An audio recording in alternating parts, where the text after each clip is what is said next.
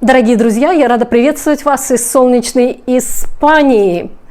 Хочу поблагодарить всех за интерес к моему каналу. Особое спасибо за лайки и комментарии.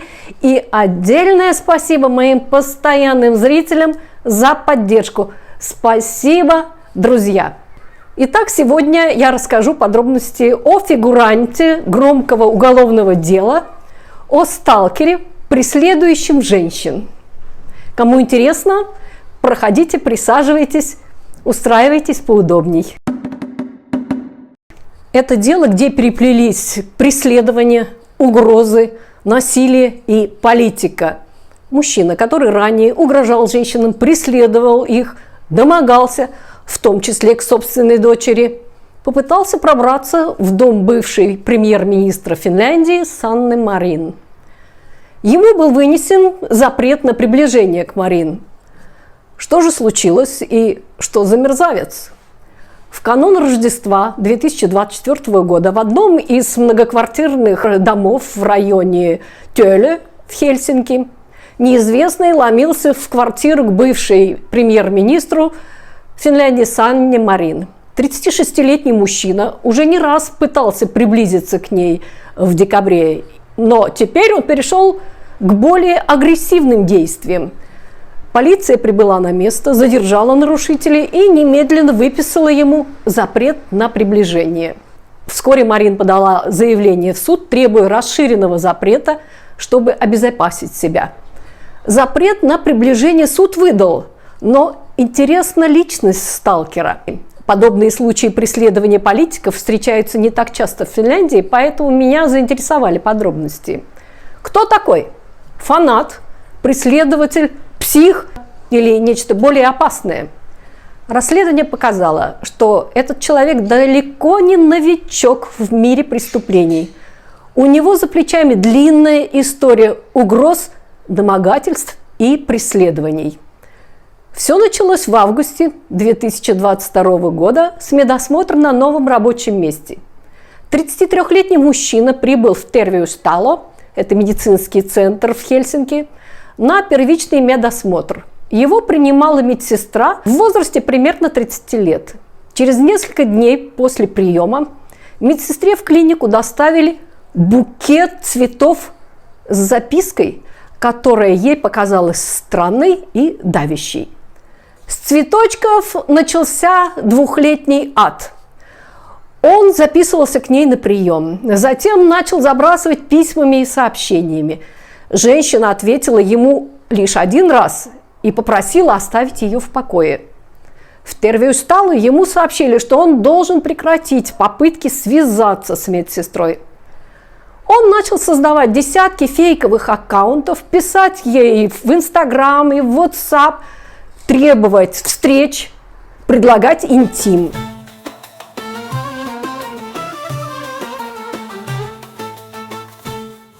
В конце 2023 года он писал ей: «Мне нужно поговорить с тобой. Я записался на прием, но хотя я ваш пациент, мне отказали в записи». Работодатель женщины, а затем и полиция требовали, чтобы мужчина прекратил преследование. Но он не успокаивался. В ноябре 2024 года мужчина попытался вломиться в кабинет медсестре, но дверь, к счастью, была заперта. Только после этого полиция выдала ему временный запрет на приближение. Но даже это его не остановило, поэтому в конце 2024 года суд вынес в отношении него расширенный запрет на контакты с медсестрой. То есть он с августа 2022 года преследовал женщину, а расширенный запрет на приближение суд выдал лишь в конце ноября 2024 года. У меня просто слов нет. Какие гуманные финские законы! Когда в августе 2022 года мужчина начал преследовать медсестру, он был еще женат и терроризировал собственную семью. Его супруга, финка, была старше его примерно на 10 лет. В 2019 году у них родился ребенок. В 2023 году жена подала заявление на развод. А он взялся угрожать ей и собственному ребенку убийством и сексуальным насилием, обещал прислать иностранцев, чтобы они проучили бывшую. Вымогал от бывшей 50 тысяч евро и присылал ей сообщения с угрозами: «Я причиню тебе боль, сдеру кожу и убью тебя». В октябре 2023 года суд запретил ему приближаться к жене и ребенку. Вы думаете, это его остановило?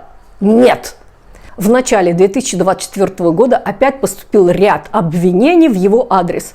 Они касаются нарушения запретов на приближение, незаконных угроз, нарушения неприкосновенности жилища и нарушения тайной переписки. Во всех случаях потерпевшей является его бывшая жена. Дела еще не рассматривались судом. За последние 10 лет мужчина не фигурировал в других уголовных, гражданских или административных делах. В принципе, мы уже догадались, что, судя по поведению, маловероятно, что это финн. Кто же это такой? По данным газеты «Илта-Саномат», в начале 2024 года мужчина не имел финского гражданства, но и беженцем он не был. Судя по имени, он, вероятно, выходец с Ближнего Востока. Он не имеет долгов и не числится в списке должников.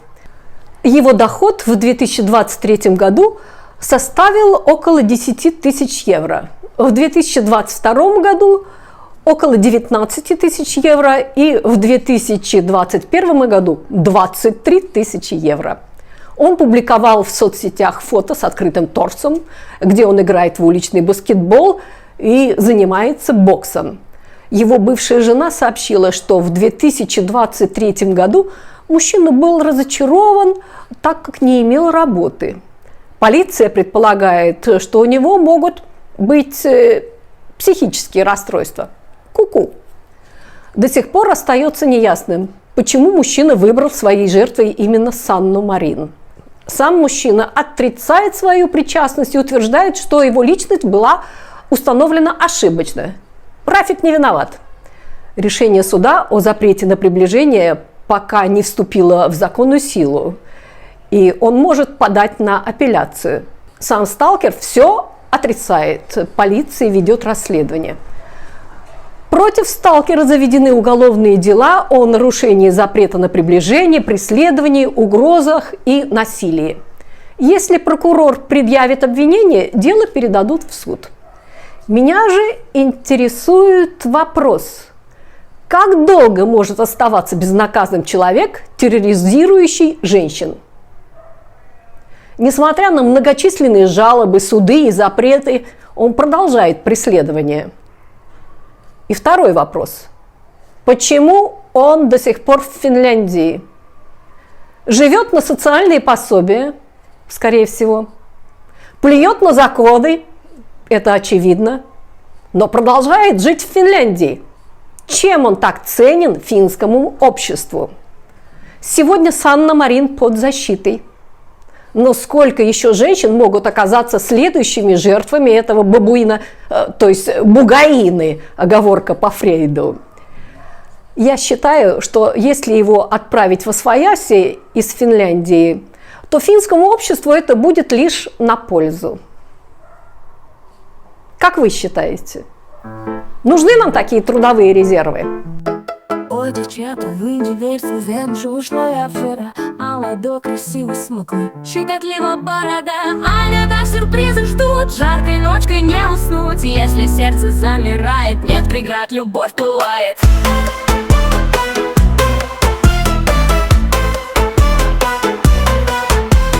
Ой, когда сюрпризы ждут, жаркой ночкой не уснуть. Если сердце замирает, нет преград, любовь пылает.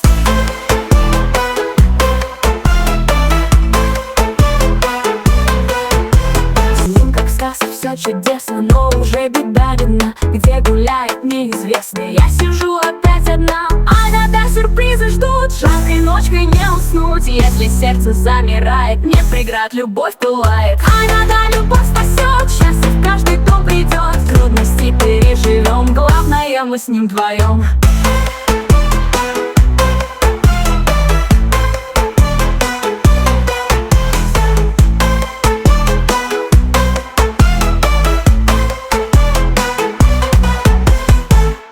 А на этом, дорогие друзья, я с вами прощаюсь. Благодарю за внимание и до новых встреч.